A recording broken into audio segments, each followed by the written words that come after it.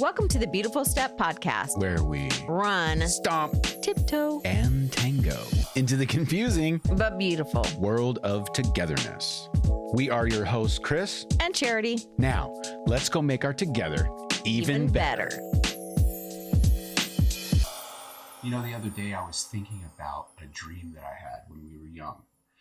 And it was the night before I went into that big meeting. That big board. Oh, the board meeting. That big board, yeah, the room full of people. Mm-hmm. And I was working for that guy. He was tanking. He was he was falling apart. He was falling apart. And taking the business with him. The whole thing was, and I remember we were all feeling the same way. Everybody who was involved was feeling the same way. And I was 24 years old, man. I was idealistic. I was feeling courageous. I was going to change the world. And I knew I was going to go into that meeting. I'd made a decision that day before the meeting that I'm going to go into this meeting and I'm going to call him out. I'm going to, take him down. I'm going to push. I remember you rehearsing everything you were going to say. You had a checklist. Yeah. And I was determined. And I remember that night I went to bed. And I had this crazy dream where I walk into this auditorium in this dream, and all of those people that are, supposed to be in the meeting were there, and they were all setting up these microphones, like really carefully setting up microphones all over the room. And it was really silent. They weren't talking or anything. And I walk in and I'm like, yo, what's up, party people? How you all doing? And I'm like, hey. And everybody just looked at me with this blank, devastated stare. Mm. And one of the people speaks up and goes, you have completely ruined the entire sound that we've been trying so hard to set up in this room. Mm. And I remember waking up and knowing I have to keep my mouth shut. I can't go into that meeting and just, go crazy. You remember that? Mm-hmm. And the craziest part is that in that meeting, I didn't have to say anything. The board didn't have to say anything. And this guy just started spilling his guts. And he kind of came clean. And everything changed from that day. Yeah. You remember that? I do. And I know that was the day that I learned the principle of the sleep committee. Yeah, you say that often now, like, I'm going to take it to the sleep committee. I've got a committee up there working as hard as they can while I'm sleeping to make good decisions. Yeah. Do you think that you would have even thought to not say anything before you slept? No. I mean, you know how determined I was. I was like, I had made a decision. I'm going to do this. There was probably 10 different things I could have done, but I had made a decision. This is the way this is going to go. It was the only option on in my the table. Mind. Yeah, absolutely. Yeah, I've been having problems sleeping because of my premenopausal self. Baby, I know it's so bad. Can we just stop and say the things that a woman's body goes through? Bad. Pregnancy, menopause, all that. Oh. So I've been going through, just having a lot of sleep problems. And so I've been doing research on sleep and trying to figure out, how do I improve my sleep? I've been having rain noises in the room and running the fans. And hey, Google, play the rain sound. Yeah, so funny. Well, but one of the studies I came across, which I found particularly interesting, was they said that even if you get 1 hour less of sleep than you need, which your body, everybody's body is different. But yeah, some guy might need 6, some lady might need 10. Right. Yeah. But even if you get 1 hour less of sleep, it actually impacts your brain tremendously. And one of the very first things it says that happens when you don't get enough sleep is that you have poor decision-making ability. Oh, really? And I was like, oh no, I have to make a lot of decisions. What do you mean poor decision-making ability? And what they broke it down like this. They said, what happens with sleep deprivation is you actually overweight or put too much emphasis on things that you'll think are a reward. And the flip side of that is you underweight the risks associated with something. You don't weigh them heavily enough. And I thought to myself, okay, so you basically become more risky when you're tired, which I totally... And you don't weigh the costs. Yes. Which I totally can resonate with, because when you're so tired, you're just screw it. Like, I'm done. Do whatever. I'm going to get in a car with whoever. I'm going to do whatever because I'm just so tired. That explains that whole, you hear those stories about those people stuck in those rooms at a police station and they've kept them up for 2 days straight and they're at a point of exhaustion. They just make whatever decision. Well, because in the moment, then they're going to overweight the fact that, like, I'm innocent. It'll come out that I'm innocent, which is the benefit. And they're going to underweight the risk associated with what's happening. But for me personally, what hit was I thought to myself, remember when we were first married and I used to hate if we were arguing or if there was something unresolved, even like a decision that needed to be made and you wanted to go to sleep. And I'd be so pissed off that you wanted to be, and you'd be like, basically, this is before you learned the sleep committee language, but you were like, I just need to go to bed. Like, we keep going round and round and I just need to go to bed. You're not going to win by wearing me out. I have to sleep. Yeah. But I was determined. And then I would stand at the door. I vividly remember in our first house, standing at the door, flipping the light switch on and on, like, wake up. Don't you sleep on me. And then I would scream the scripture, like, don't let the sun go down on your anger. So funny. Don't let the sun go down on your anger. And I mean, incidentally, that's all about anger, not making a decision, and we have to make so many decisions when you're young. Yeah, it's just one of those things. Like, in that moment, like, I was overvaluing needing resolve, wanting to not, defy the scripture. Right. And then I was totally underweighting the fact that I might be saying things I didn't mean. I might be putting ultimatums out there that were way too risky. Wow. Yes. Like, I was not assessing the situation very well because I was tired. You're sleep deprived. I was so tired and we just couldn't get there and we wouldn't take it to the sleep. Well, I wouldn't take it to the sleep committee. We were probably fighting about a decision. I'm sure we were fighting about it and we needed to make a decision. Yep. And we were working backward. Yes, totally. It actually reminds me of how hard it is to make decisions when you're in a partnership. It is like, especially when you're young. Yeah. Oh. When not all the cards are out on the table, you don't have the life experience and all those other kind of things. But and when you're first parenting and you're like, okay, these are just totally, it's like a bunch of unknowns. It's like that memory game when we were kids where you have all the cards, but they're all face down. And then you're having to like turn one over and hope that you can make a match over here with another one. Do you remember that game? You connect them and then as you flip them up, you see the clear picture. Right. Yeah. But in the first, you're like, okay, and then I'm going to have to remember what the other component was. Well, relationship decision making is kind of that way because it's like you're turning one over and then I'm having to remember like what you did over here and try to figure out and turn it here. Oh, that's so true. But what I love about this idea that you can let your subconscious mind, your asleep mind, your sleeping mind, what you can let it do is it's kind of as if all those cards are turned up for you. Wow. And here's why I say this. Cool. Because what happens in your neurons is your neurons, when you're awake, are firing and making connections. That's how you form thoughts. That's how you make decisions. Right. But what happens when you hit REM sleep, that rapid eye movement sleep, your brainstem actually starts to fire tremendous electrical signals, like tons of them haphazardly through your brain all night while you're in that REM sleep. And what it does is if it lifts all those memory cards up and floats them around and lets them make connections randomly, which is why you feel like beautiful. It is beautiful. Oh. It's like you are wondering, like, why did I have a dream where Bon Jovi was on a unicorn and I was also eating truffles? You're like, I'm not thinking about that with my waking mind, but my sleeping mind, I'll go for it. Yeah, so it's this like all your biases are down, your kind of constructs for what you will and won't think about are down. It's making those connections and they're not sticking because they're not really connected, but you're still dreaming about them, right? That's your sleeping brain. But what does happen also is because there's so much firing happening and things are floating up that weren't able to connect before, you do make more connections sleeping that you would not have made in your awake mind, in your conscious mind, because simply more things are firing. That's so crazy. Connections that you couldn't have made. So there was this really cool study by this German neuroscientist named Ulrich Wagner. And he did this study where he gave people like 8-digit numbers. And then they had to find a secret pattern in the 8 digits. Oh, I can't even remember.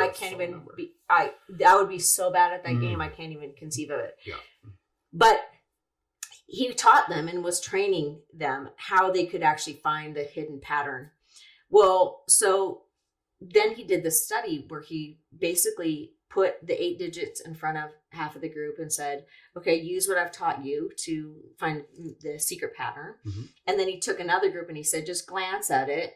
And I'm going to then send you home and go to sleep and then come back and you're all going to be given the same test tomorrow. They got there, and you want to know what's crazy?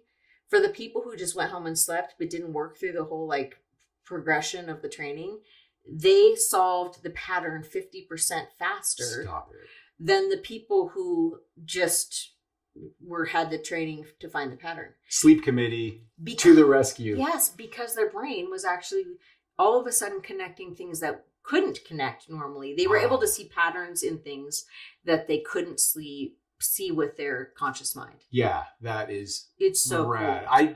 It's an access thing. I think, what happens is you have access to, like, I truly believe that I have a committee that is, working hard for my success and joy and happiness. And like, I have access to all memory, right? Yeah. I have access to stuff like that my mom taught me and would say. And experiences, life experience. Feelings I had in certain situations, like deep intuition, just sort of like your deepest heart where you're at. Like all that stuff isn't all clogged up with the day-to-day processing, life's events. Or like, things you've decided. Right. Yeah. And so you have this committee, sitting. I love that picture. That's why I love that idea of the sleep committee, because there's so many things that normally wouldn't go together, and they're all talking and they're doing like this. And no kidding, when I am ready to make a big decision, I use that language all the time. Yes, you do. I say, hey, I got to put this one to the sleep committee. Give me 24 hours. Yeah. Or I make better decisions after I've slept on them. You're going to have to give me the night. It's such powerful language. Yeah, it works. It really is helpful. I think that there's another great thing that it does is it provides you grace. Like it's giving you the time that you need to actually feel like I need to these decisions are important. And therefore I want to give them the time and every opportunity to make the best decision, which means the sleep committee should be involved. Yeah. So you give yourself grace, but then what I love is that you could also use that same tool to give grace to others. Like when your kids are tired or somebody at work is having a hard time and you can tell like they're feeling a lot of pressure to do something and they need to make a decision, or your spouse or whoever, you can actually give them that grace without them even knowing the tool. You can say like, hey, why don't you go ahead and put that to the sleep committee and let's talk about it tomorrow. And they don't even know that you've just given them the greatest tool. Right. But it's a way for you to provide that grace for them. I love it because we do that too. It's like, you take this to your sleep committee. I'll take it to my sleep committee. We're going to know a lot more tomorrow. Yeah. And that what's crazy is my dream, I think it was very special. Like we both remember it. And it was like God had downloaded something. And I felt really loved, by God, by the universe. It was really cool. And that's not necessarily what happens with the sleep committee. Like you don't necessarily wake up with like a vision from God or anything, but I know that so often I wake up just feeling different about it. Yes. You're not so tired where you're going to maybe make the wrong decision because you didn't really look at the risks or you're overweighting the rewards. You just feel differently about the situation so often. And that has so much to do with the sleep committee working at night, just, working things out. And what you can take on becomes different. Like when I feel rested, I'm like, well, I feel like I could take on this. Whereas before when you asked me, I was like, hell no, I can't take that. Sorry. Absolutely. And so the other thing it does, not just like you feel differently about it, or at least I feel differently about it, but the other thing is in the morning, I have such a different perspective, right? Yeah. So we were that guy that came by the other day, trying to sell us the whole water system for our house, high pressure, like softener. He's going to be, and filters. He's like, I got it in my truck right now. It's a big decision. I'm like, okay, I have to redo my whole water system in my house. I'm thinking, oh no, this thing was built in 2004. What? So anyway, and I was so ready to do it. You remember I came in, Yeah. I'm like, I think we need to do this, babe. We should probably just get this done. Yeah. And I remember going out into the garage and saying, listen, on big decisions like this, man, you know, I gotta consult the sleep committee. And, you know, he kind of laughed or whatever. It's like, I just make better decisions when I sleep on them. Yeah. And I woke up the next morning and it occurred to me that there was another thing that I could do with the system. I just had to basically do a really hard rinse on the entire thing. Yeah. And see what was going to happen, right? I did that, and sure enough, we don't need a $2,000 or $2,500 water, you know, filtering system and all that stuff. And I just didn't have that sort of clarity of mind in that moment. Yes, which I think that this is why it's such a valuable tool, because we should use a tool like this when we don't have all the pieces. Yes. When the cards are turned over and you can't quite figure out what to do, and you're not making the connection no matter how many times you're turning over their side. Yes. Give it some time. Yeah. Most things aren't so emergent that you have to make that decision right now, taking it to the sleep committee.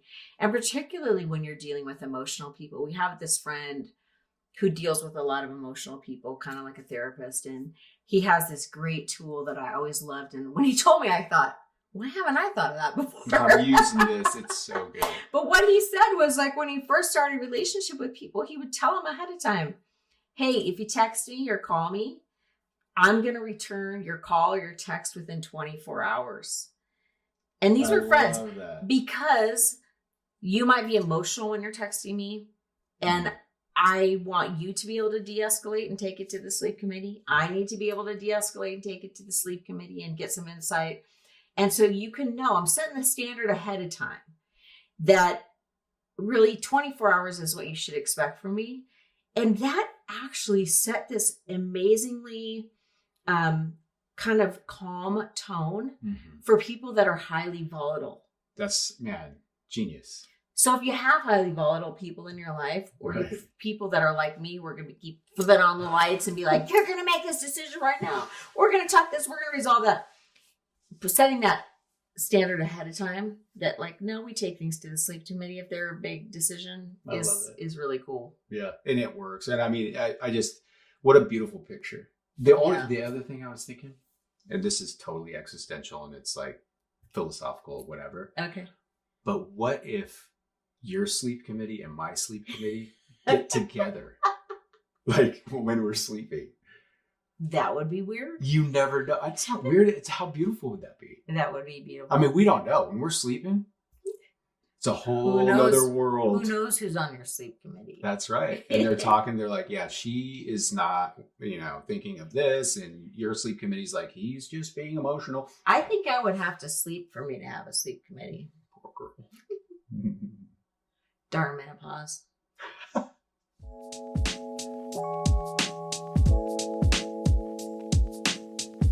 Wait, babe, wait. How do we end this? By saying thank you. Okay, you guys are awesome. Thank you. There's nothing more encouraging than you hitting that like button and commenting. And don't forget to subscribe. And I know there's more. You have a list. Might as well go down the list. Right. Okay. Watch the video of this podcast on our Beautiful Step YouTube channel or on our website where you can actually download transcripts and show notes of the episode. And don't forget to follow us on Facebook and Instagram. If today's episode made your together even better, tell someone. Okay, now. Right now. Today. Okay.